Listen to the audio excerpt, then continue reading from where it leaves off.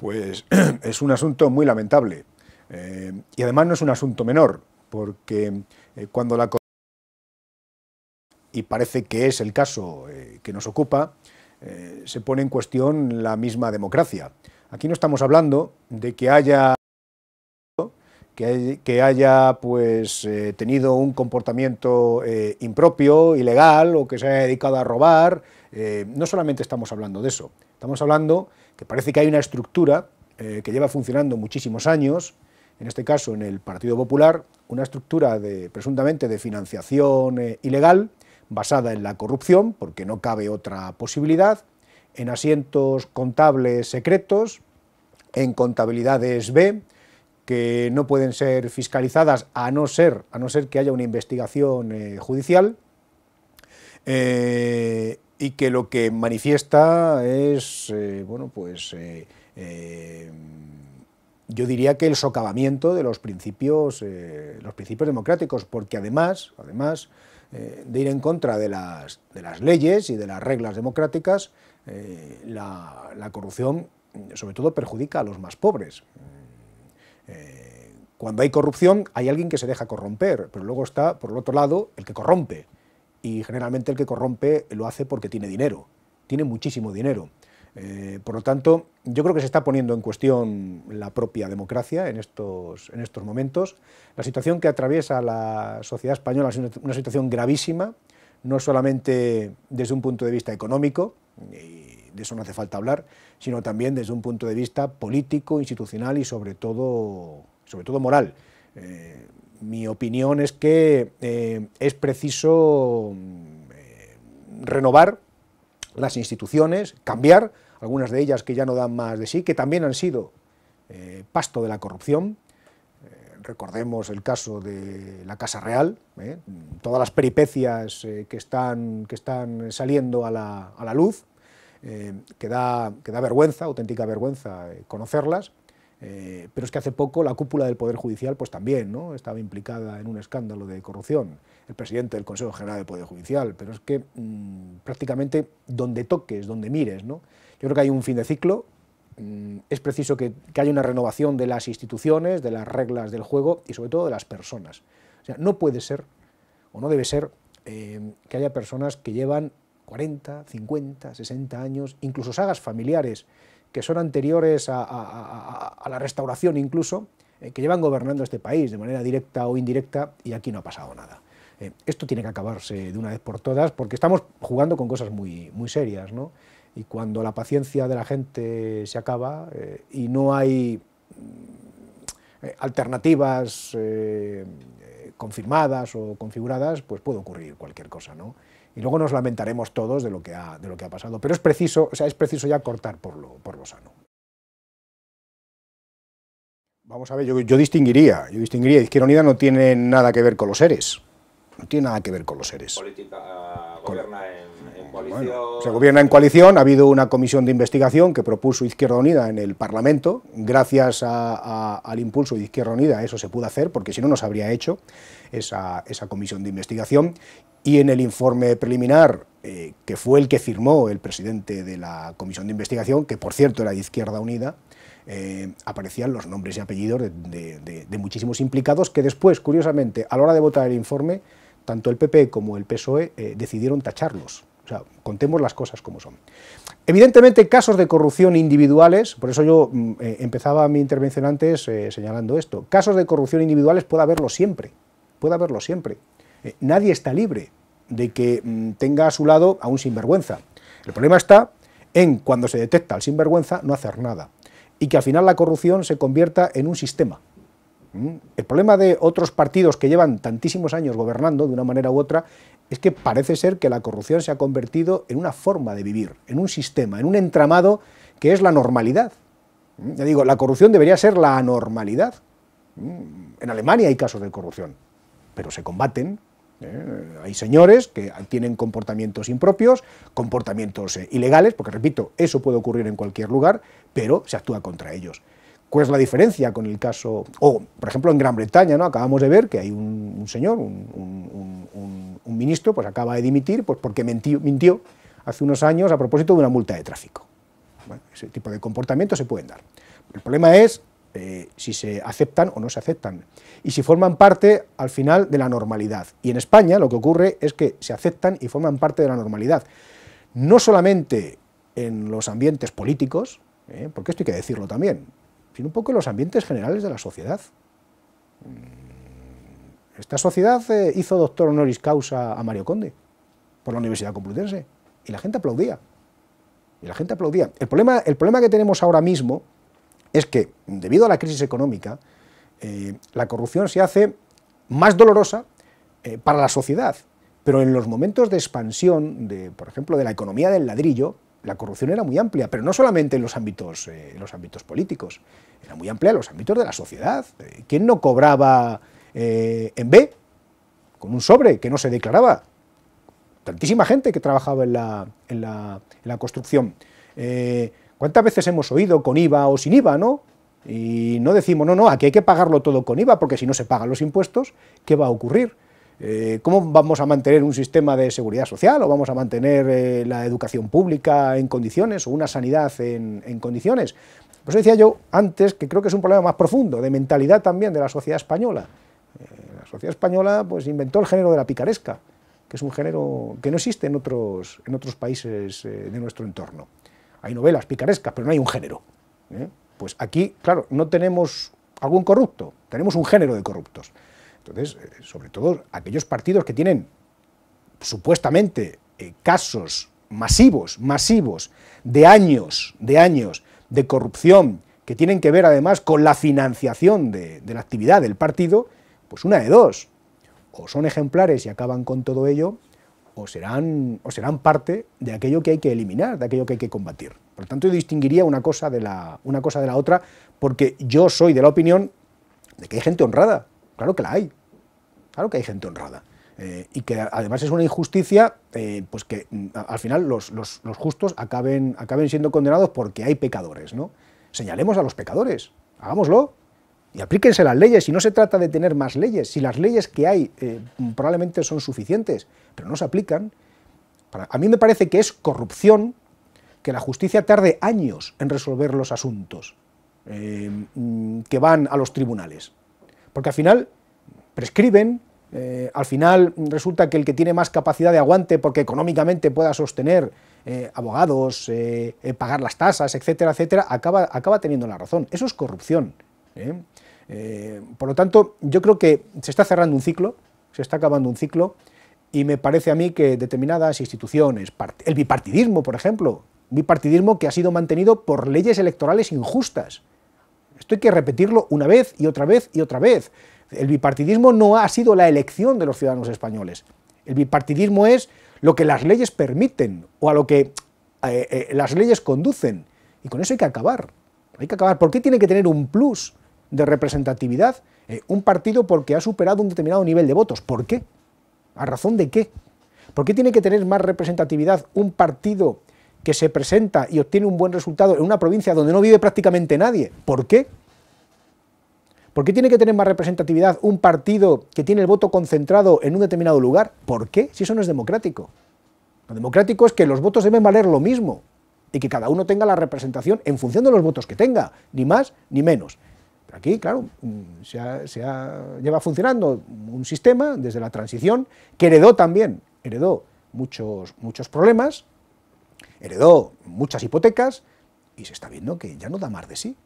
Entonces, bueno, o esto se encauza de manera pacífica, de manera constructiva, para regenerar el sistema democrático, o yo mucho me temo que a partir de ahora se van a abrir puertas que no sabemos dónde van a conducir, y luego vendrán las lamentaciones. Bueno, vamos a ver, yo lo que creo es que todo lo que se sabe de la supuesta corrupción del Partido Popular sale del Partido Popular. Sale del Partido Popular. Es que si no sale del Partido Popular, ¿de dónde va a salir? Bárcenas, en un escrito que se ha olvidado, porque claro, vivimos en la tormenta mediática, en un escrito que me parece que publicó la prensa, fue un escrito que él firmó la semana pasada, reconocía que él era el autor de esos papeles, lo reconocía él, y además las pruebas caligráficas parece que señalan que es su letra. Entonces, bueno, yo no sé lo que estará diciendo ahora el señor Bárcenas. Ahora parece ser que dice que no, que eso es una burda manipulación. Pues bueno, pues que lo demuestre en un tribunal de justicia, pero yo lo que le pido a la justicia es que sea una justicia rápida. Es decir, aquí lo que no puede ser es que este caso concluya con un veredicto dentro de 10 años, como el caso Pallerols, por ejemplo. No puede ser, porque entonces eso es otra forma de corrupción. ¿De qué sirve una justicia que viene dentro de 10 años? De nada, no sirve absolutamente de nada. Entonces, que se pronuncie la justicia cuanto antes, pero que se pongan todas las pruebas encima de la mesa. Claro, es muy significativo que el Partido Popular dice que va a colaborar con la acción de la justicia, pero al día de hoy todavía no le ha puesto una denuncia a este señor, que yo sepa. Y de este señor se lleva hablando muchísimos meses. No es un asunto de ayer, no es un asunto de antes de ayer. Por cierto, la trama Gürtel la desvela un concejal del Partido Popular. Concejal que, al desvelarla, es automáticamente expulsado del Partido Popular, insultado, vejado, etc. Son otros exdiputados del Partido Popular los que están diciendo que en Génova circulaban sobres. Es decir, toda esta información, o todos estos apuntes, proceden del interior del Partido Popular.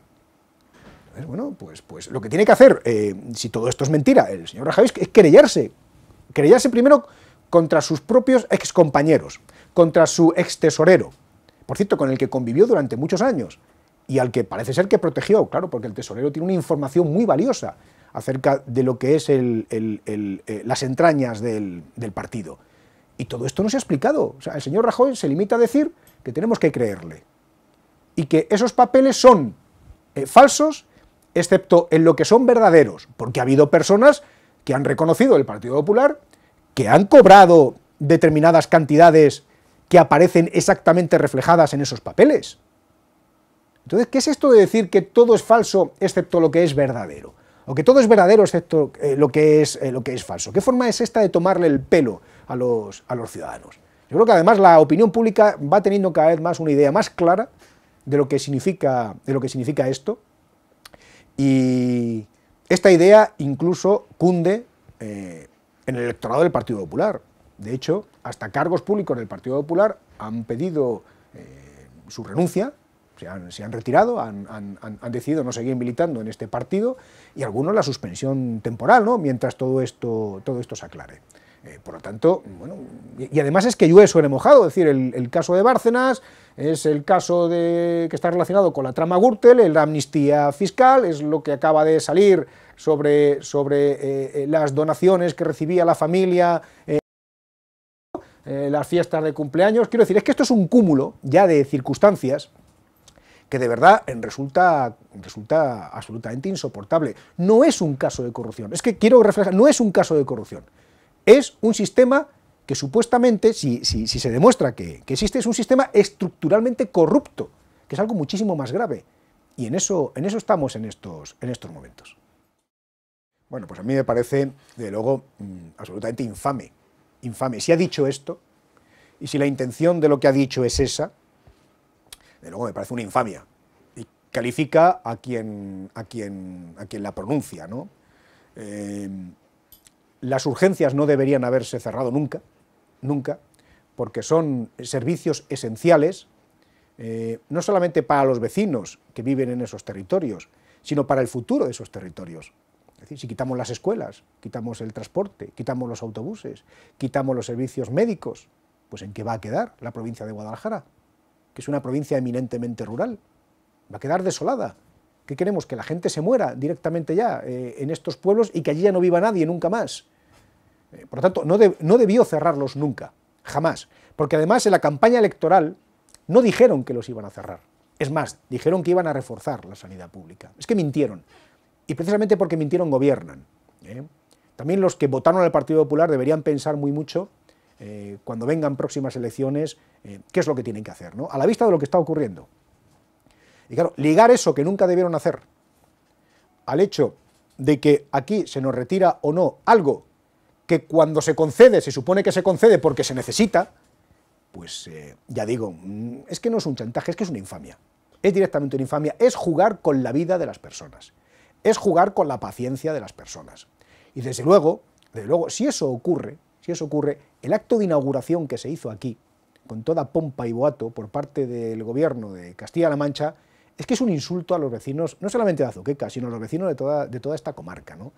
Porque esa ubimóvil no es solo para los vecinos de Azuqueca, para los vecinos de Cabanilla, para los vecinos de Quer, para los vecinos de Alovera, etcétera, etcétera.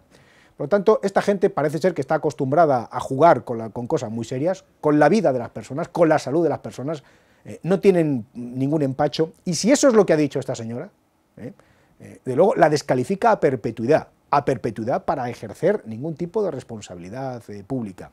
Y desde luego yo también considero que es una corrupción permitirse el lujo de decir estas cosas. En otro país serio, esto no se consiente, esto no se tolera, pero este es un país, parece ser, poco serio, ¿no?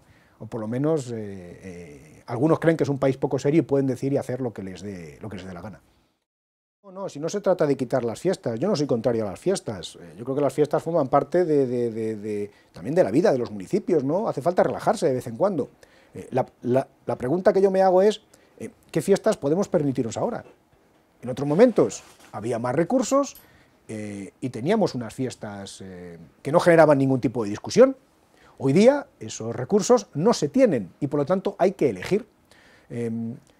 Tú dices que el presupuesto del carnaval son 16.000 euros. Yo todavía quiero saber cuánto nos hemos gastado en el 2012 realmente en fiestas, porque había un presupuesto de 350.000 euros, que a mí me parecía muy excesivo para la situación trágica que se está viviendo, pero ese presupuesto ha sido superado con creces.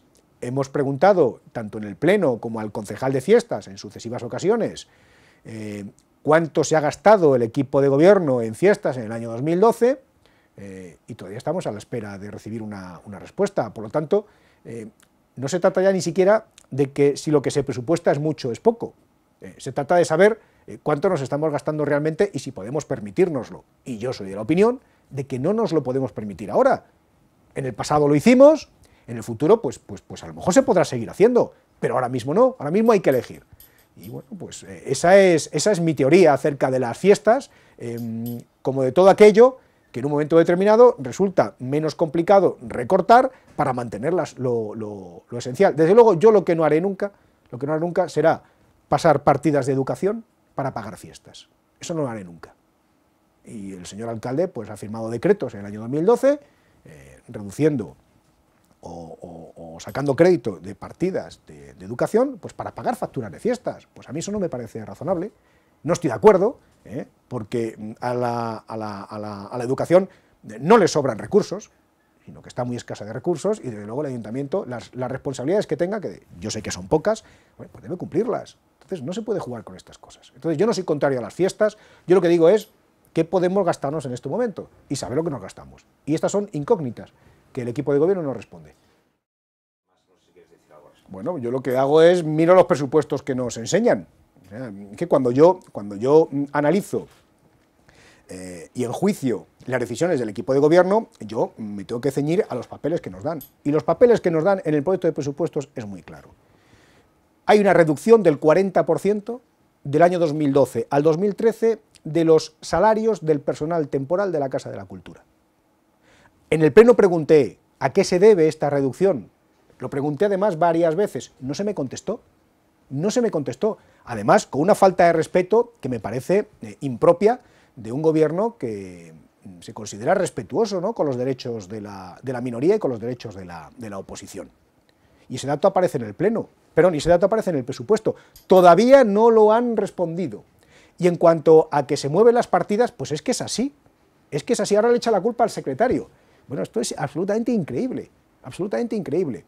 Lo que aparece en presupuesto es que se dotan unas partidas de los desayunos y del plan de empleo y desaparecen otras o se les pega un tajo muy fuerte a otras. Por cierto, ninguna son competencias municipales, hasta ahí llegamos, eso lo sabemos.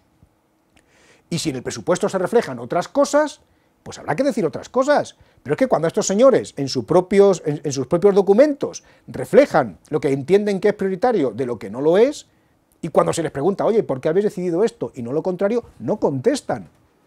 Y el alcalde dice que es mentira. Pues el alcalde podía haber demostrado en el Pleno que esto es falso, no lo hizo. Quizá porque en un pleno todo consta en acta y al final se registra. En cambio, lo que se diga ante un medio de comunicación o en una conversación, pues eso al final se olvida y, por cierto, no tiene ningún valor. Por lo tanto, yo le emplazo al señor alcalde a que, con luz y taquígrafos y con alguien tomando nota y quedando registrado en un acta, explique todas estas cuestiones, si lo tiene muy fácil. Pero claro, no lo hace. Entonces, bueno, pues yo seguiré manteniendo lo que los documentos dicen, que además son sus documentos. A ver si va a resultar que tampoco ellos hicieron el proyecto de presupuestos, como Bárcenas dice que no rellenó esa libreta, ya solo faltaría.